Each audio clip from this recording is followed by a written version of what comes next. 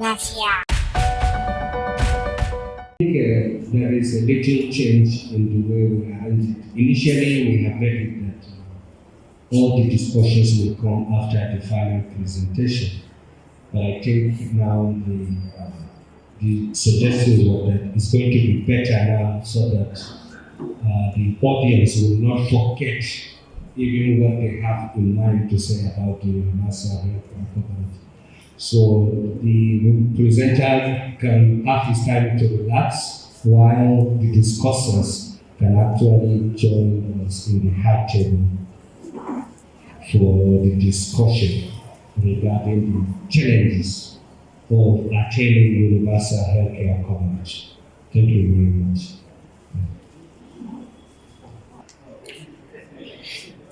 The chairman of the vacation, my respected teachers, mentors, and senior colleagues, Assalamu alaikum wa rahmatullahi ta'ala wa barakatuh. Actually, it's a great privilege and opportunity to discuss this very important topic, which is universal health coverage. Universal health coverage is very important and relevant worldwide. Reason being that it promises affordable, available, and accessible healthcare for all citizens, which is actually the desire of every nation across the globe. Since the topic is actually challenges or hurdles towards achieving universal coverage, and we have very little time to really say much, I would like to first of all look at, let's say, the population, whether we want to look at Nigeria, as the presenter mentioned, that 70% of people in the informal sector, or rather they are staying in the rural areas, mainly farmers, traders, maybe artisans and the rest. And then we have a lot of elderly among us too. And very few have salary. So what I'm trying to say is that this is just to say that generally the population have low income, and in the midst of this low income, you now have a health system that has no or that has not provided universal or has not provided any scheme that provide financial protection. What you expect is that these people or this 70% of people that have unpredicted irregular income are expected to dip their hand in the pocket and pay for their health services. That is out of pocket expenditure on health. It means if you have money, you pay and you get services. What if you don't have money?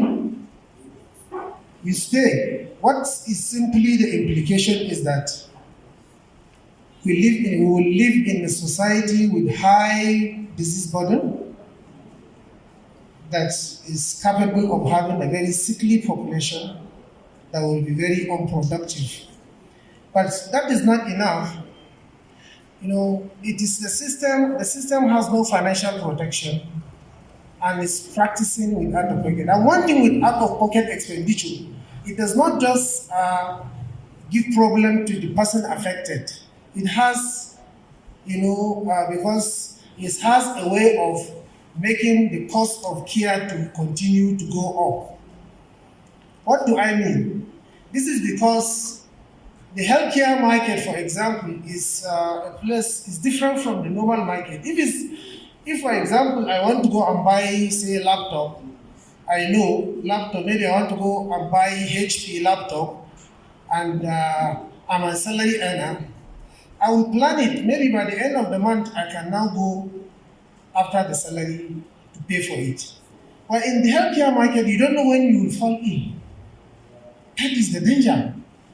You might fall ill maybe on the 17th of the month, When you have spent all the money, what do? You borrow, you sell your asset, or you forget about it. This is a serious challenge to achieving universal health coverage. And the second peculiarities in the healthcare market is also the fact that there is what we call the asymmetry of knowledge, where the patient, like I gave example with the laptop, the patient is going to the hospital, he don't even know what is wrong with him. He rely on the provider to tell him his problem, to prescribe drugs, and even to sell the drugs to him. So it means patients are at the mercy of healthcare providers, whether public healthcare providers or secondary or private healthcare providers. This encourage escalation of cost of care. We should not forget our background. People have low income. That further compromise all efforts to achieving universal coverage. As if that is not enough, in healthcare market, when you are sick and you go to the hospital and a lot of prescription, it is very risky for you to say, I think I don't want to really buy this drug or do this investigation. Let me postpone it till the end of the month, or let me postpone it till when I have my harvest. It's very dangerous, because if you do that, if you have typhoid, eventually what will happen? Maybe you have typhoid fever. The next thing is perforation.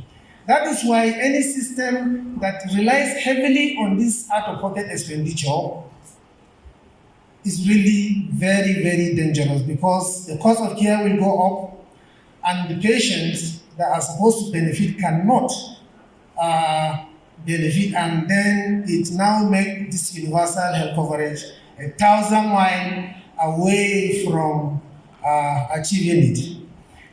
So the way forward, as mentioned by the presenter, one of it is financial protection. This financial protection should come in form of scheme, and the scheme should have these characteristics. He mentioned that the scheme should be compulsory. Yes, that scheme should be compulsory, backed by law, such that all citizens, whether you like it or not, or even if you are a visitor, you should be covered by one form of insurance or the other, by law. Even if you are coming to Gombe or you are coming to Nigeria, as long as it's a legal visit, you should find a way of making it compulsory for everybody to be covered. And that insurance cover should have programs that are wide enough, such that all people, whether you are from the formal sector or the informal sector, you will have access to it. Because if not, some people are still doubting the leadership of the health insurance managers. Some people don't believe in the insurance managers, and they find it very difficult to join. And then the next thing is the coverage. The insurance coverage should also have benefit packages that are really responsive to health challenges. I would want to mention that recently, for us that are working in facilities, we are noticing epidemic of gender-based violence. And this gender-based violence is usually occurring, I know among the victims are usually female less than 10 years from low socio-economic status. And at the end of the day, they don't have financial protection. They find it difficult to access this care, because this is a continuous thing. So benefit package for health insurance should consider having packages that will address this form of challenges. So also things like drug abuse. You are in a clinic with somebody, a drug addict or a drug abuse patient that you want to really address his problem, his acute problem, and rehabilitation. They are very expensive. And these are problems that when you allow the person to go, at the end of the day, it will affect other people. Because of lack of financial protection or accessible financial access, you end up allowing the person to go. So, in essence, what I'm saying is that we should have a very robust financial protection so that everybody can access this care to solve the problem. Before I stop, I would like to mention that the other end, that's the supply part of the health system. Even if you have all people covered, they have insurance.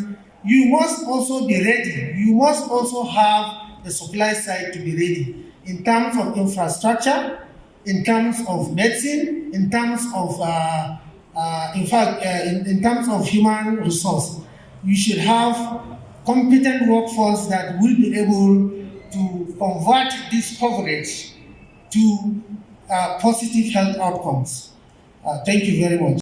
My fellow discussant, I will try just to add on a few points to what my fellow discussant has said, and to observe that the fact that universal health coverage is a global issue with the target of 2020 shows that it is indeed a global problem. You will think that the so-called developed economies with enhanced healthcare, such as the US, do not need issues of universal health coverage, but that is not the case. You will recall the Obamacare issue in the US, which when Trump came, tried to change it.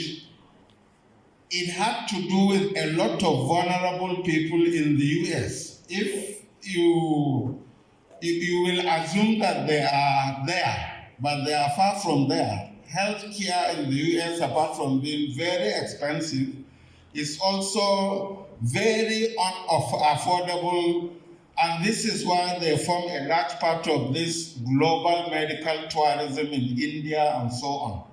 So universal health coverage is a global issue.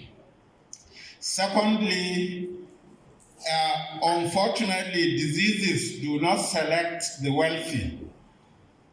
I'm sure in our clinical practice, we have come across very poor people with very difficult and expensive diseases to treat.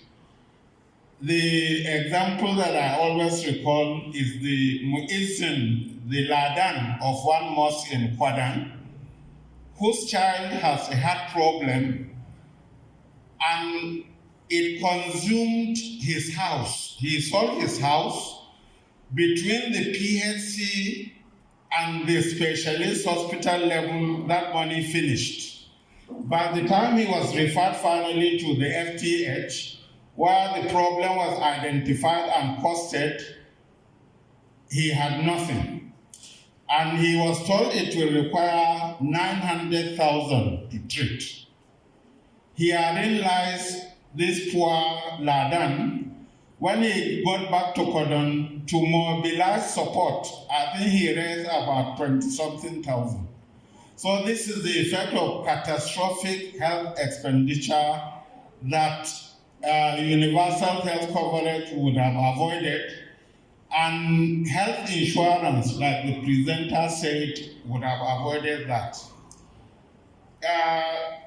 He also mentioned the issue of preventive versus curative, and I modify it to say primary healthcare versus secondary/tertiary. This is a difficult issue. Unfortunately, people at policy level, governments and executive councils, it is difficult because for diseases, if you take these non-communicable diseases that are very expensive to treat, for the individual patient, it is his problem.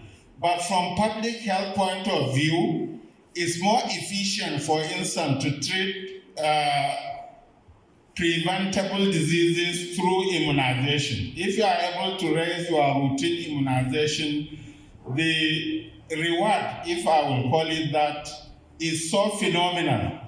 But for the individual patient with a particular cancer, that is his problem. So whatever it will take, he would want it to be treated. So it is a very difficult dividing line. Where do you align your resources? But if you follow the Abuja Declaration, and it's ironic that that declaration for African countries was made in Abuja, but Nigeria has persistently remained in default. Since the Abuja Declaration, we had never budgeted up to 15% that was prescribed. And herein lies the other aspect that the presenter also narrated. Having been in the Ministry of Finance, I know the difference between budgeting and releasing. If you do the budgetary performance of ministries, some will be a problem, and herein lies, is it necessary to do what they call budget defense? You go and sweat in the budget office, but at the end of the day, actual releases, unfortunately, are where government has its priorities. So it is not only required to provide the Abuja Declaration target, but to also ensure that that is adequately released, being that everybody will be a beneficiary if we achieve universal health coverage. And like he said, we had attempted to, in a small maternity in our area, to enroll people on this contributory scheme. We have stopped because the response appears to be very poor, and a lot of sensitization will have to be put in place if people are to contribute towards the treatment of their families. I will pause here. I am seeing that the time is there. I thank you and wish Iman more such topical topics for the benefit of humanity. Thank you. Look at the NHIs that we have in the country, which is targeted toward the achievement of universal healthcare coverage in Nigeria. It covers only less than 5%. It covers less than 5%. And with that also, there is need for review of some of the policies.